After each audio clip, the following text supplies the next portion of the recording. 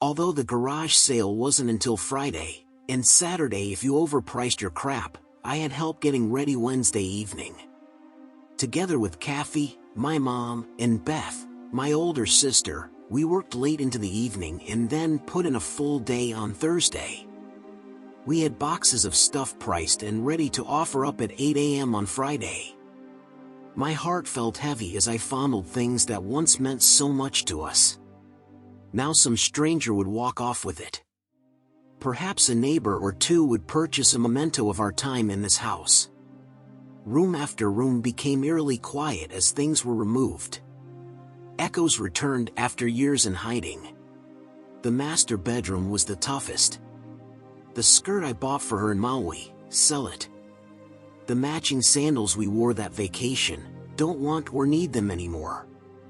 Her blouses, slacks, skirts, and all of those shoes. I really wonder if we'll even come close to selling all of those. Mom said to start at $10 a pair for the shoes, even though I'm pretty sure every pair cost a whole hell of a lot more than that. She didn't know how to work a credit card. Almost everything I picked up brought back fond memories. Several times I had to turn my head to wipe a tear away. Maybe my memories would fade in time, but that hasn't happened yet. Seemed like every drawer I opened pulled at my heart. Mom would occasionally banish me to the kitchen to get some snacks and take a breather. She and Beth were on a mission and my broken heart wasn't going to slow them down.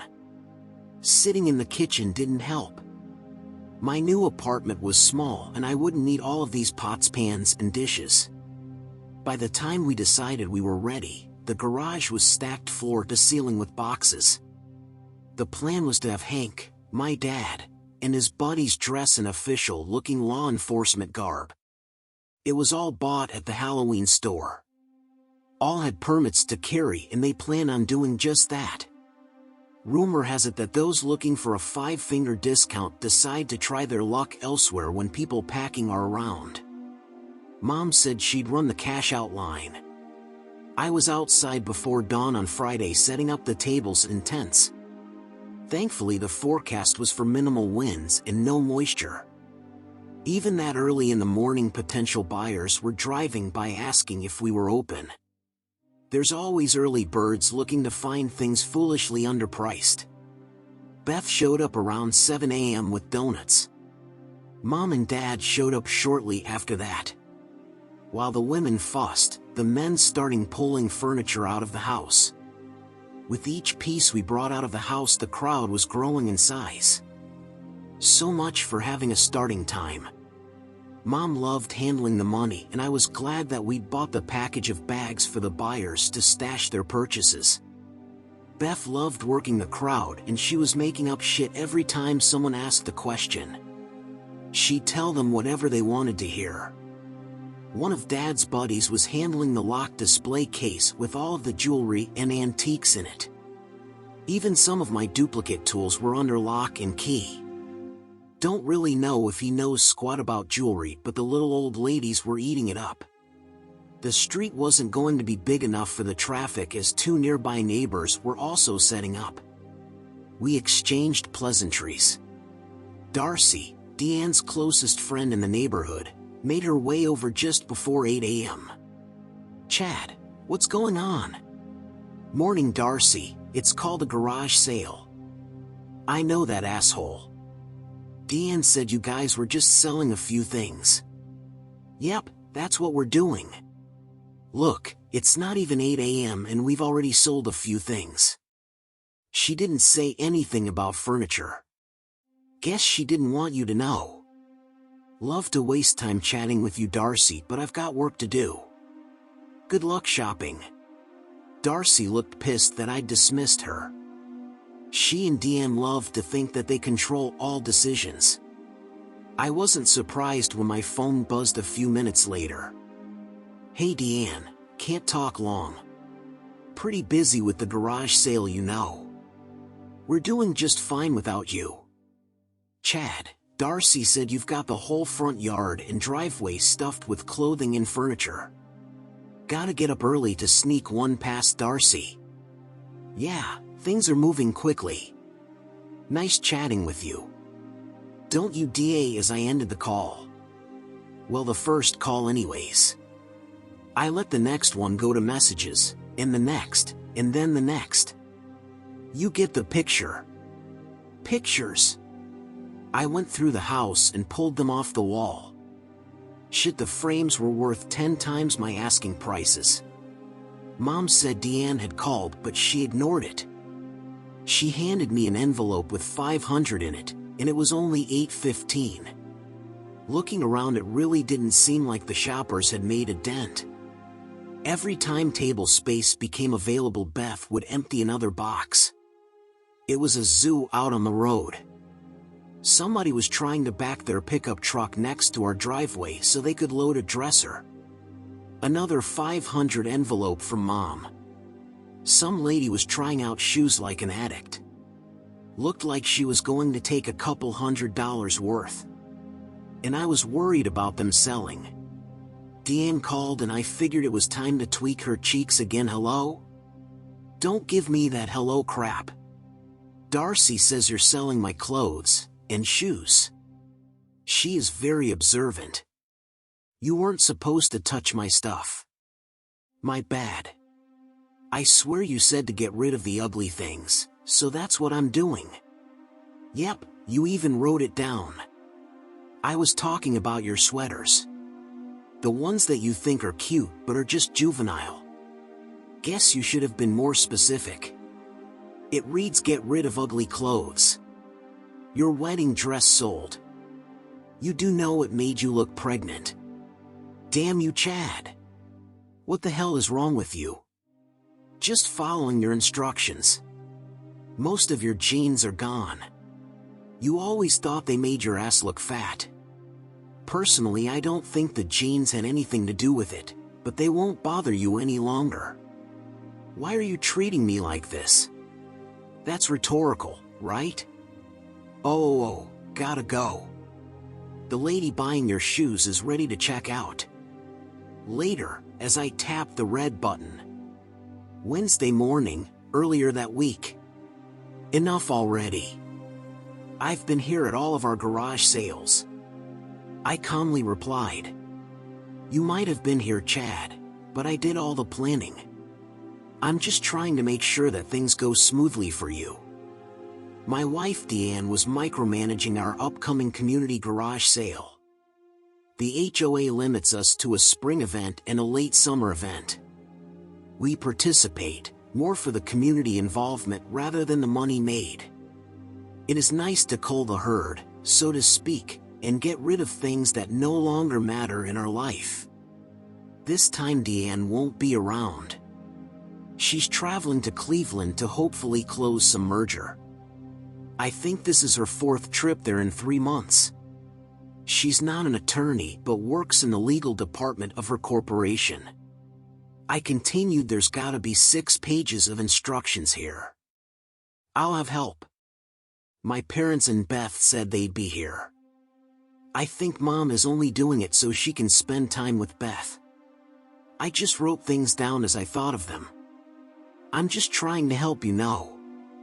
Give me the list. I just thought of another thing. Get rid of those ugly clothes. Whatever. I'm not some petulant child. Try as we might, we won't get top dollar for some things, and yes, some things will get pilfered. It happens every time we do one of these. I'll keep the good stuff under glass. You keep looking at your phone. What's up? Simply checking the Uber and Lyft rates. They change constantly. There, see, I just saved $10. They'll be here in 15 minutes. Can I have a hug before I leave? Or more if you'd like.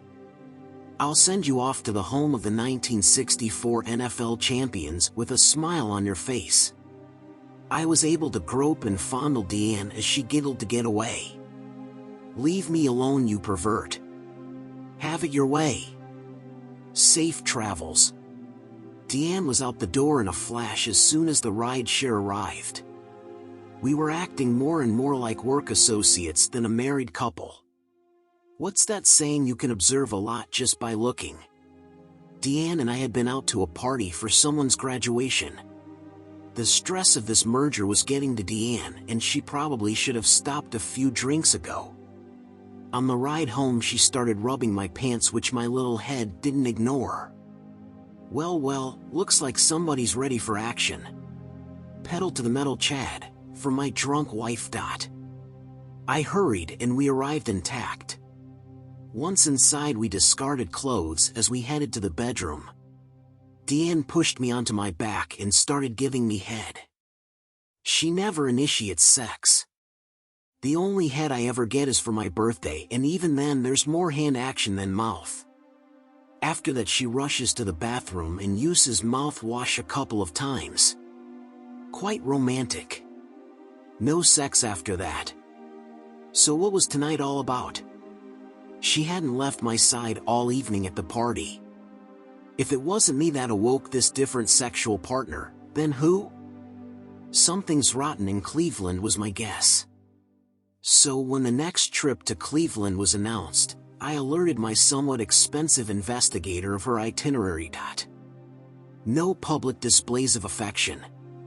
But my guy had put motion-activated cameras in every hallway of the 4-story hotel Deanne was staying at. She actually did a good job of diversion. She'd come out of her room, get on the elevator, and go buy something in the lobby. She'd return to her floor, but then let herself in a different room. In the wee hours of the morning, she'd return to her room. Ball game. Noon Saturday. Deanne's parents showed up. Hank kept them on the sidewalk, so I came over to visit with them. Chad, what are you doing selling all of this stuff? Deanne said it was supposed to be only a few card tables of items. Guess she isn't very good with math. She said you're not answering her calls. Not true. I've spoken to her a few times already this morning.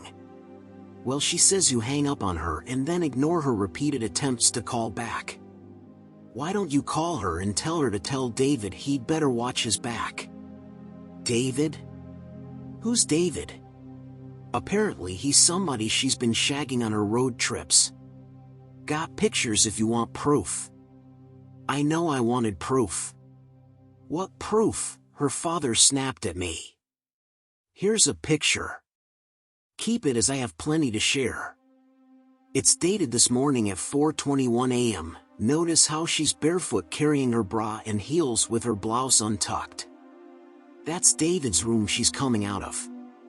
Stutter, stutter, stutter as the words were slow to formulate. But you can't sell all of her stuff. Hey, I've got 6 pages of instructions on how to run a successful garage sale. Hold on, I think I need to resolve an issue Kathy seems to be having. Go ahead, give Deanne a call. Somebody was haggling about the price on some of Deanne's grandmother's furniture. I wanted it gone, but the stuff was Gustav Stickley circa 1910, so it was worth a bunch. Returning to Deanne's parents, they had tears in their eyes and looked defeated. My phone buzzed, but it was just Deanne. She says she loves you, Chad. Can't you two work something out? Her mother pleaded. I am working something out. We're getting rid of everything and I'm moving to my own apartment. She can play house here with David, if she can afford the mortgage payments. They shuffled away, wiping the tears as they leaked. I felt sorry for them, as we always seemed to get along. Deanne called again, so I answered. Hey cunt, how's things leaking? I'm sorry. Please stop the garage sale. I wish you could see how the strangers are sorting through what's left of you and me. Oh God. Well, you said to get rid of ugly things, and everything you were makes you look like one ugly conniving bitch, so I priced them to move. By the way, how is David? Deanne didn't immediately respond, so I ended the call. By 2 p.m., with an hour to go, the furniture and jewelry were gone. Most of the shoes were too. Apparently Brooks and Hoka brands are desired by the garage sale crowd. We still had a lot of things to sell, but most of the front lawn was now clear of goods. I was walking around with over $5,000 in my pocket, which made me feel a little unsafe. I wasn't surprised to read Deanne's texts begging me to stop selling her things. I texted back that her jewelry was gone. 3 o'clock rolled around, but Beth and Kathy were still hawking the goods, so we went another 90 minutes before the traffic disappeared. We weren't planning on selling again on Saturday, so we just put stuff back in boxes and pushed them into the garage. Deanne's plane wasn't supposed to depart until after dinner, so she called several times from the airport. With a beer in my hand, I took one of the calls. "Hey Slutzilla, how'd the trip go?" "I'm sorry," was said softly. "I imagine you are. Doesn't change my plans though." "What plans?" "I've moved out. Got an apartment close to work." "But how can we work things out if you move?" "News flash. We're not working things out. You cheated. You got caught. Game over. Better luck next time." I could tell that Deanne was all choked up, but my desire to care had disappeared. "I'm sorry, Chad. Will you be there when I get home?" "Nope. Not planning on ever setting foot in that house again. Kathy has your half of the garage sale proceeds. She's looking forward to your call, as I think she has a few choice words lined up to pound you with." Oh God. I've really made a mess of my life. No arguments from me. Guess what, we had meant so little to you that it was easy to throw it away. Yours is not the only life messed up. I shared the picture I gave to your parents with David's wife. I'd run if you see her coming your way. Just whimpers for about a minute. Feeling her suffer was soothing to my so-called frail male ego. Petty, I know, but still. My heart had been shredded when the first folder of incriminating pictures were delivered by the investigators. She was so arrogant and sure of herself that I was clueless that it only took 2 days for me to end the quite expensive intel gathering. Deanne broke the silence. Divorce? Duh, of course. What did you expect would happen? I didn't think it through. It was only ever on the road. Oh well, excuse me for overreacting then. I deserve that. What's going to happen with the house? You can buy me out or we can sell. That's how it normally goes. All of my memories are now tainted, so I'm glad to be gone already. Can we still be friends? Not likely. Maybe in 50 years at the old folks' home. I'm sorry. Yeah, you've already said that. My plane is boarding. You're not planning on picking me up this time, are you? Nope. Hope your luggage doesn't get lost. Hate to see you lose all those special things you wore for David. I love you. Whatever. As I ended the call. By the following Tuesday, the divorce papers were served on Deanne, at her office of course. David was served with the equivalent of an alienation of affection suit at the same time. I was wasting my money on that one, but it got the desired effect. All I had were pictures of them entering his room at night and not emerging until the following morning. Can't prove that they were having sex, but both were removed from the merger team. I think their chances of moving up in that company were for the most part toast. Even though I had Deanne's garage sale instructions, my attorney warned me that a judge might not see it my way. Hey, there's always a chance, and even if I have to reimburse her, the originals were gone along with any fond memories near and dear to her.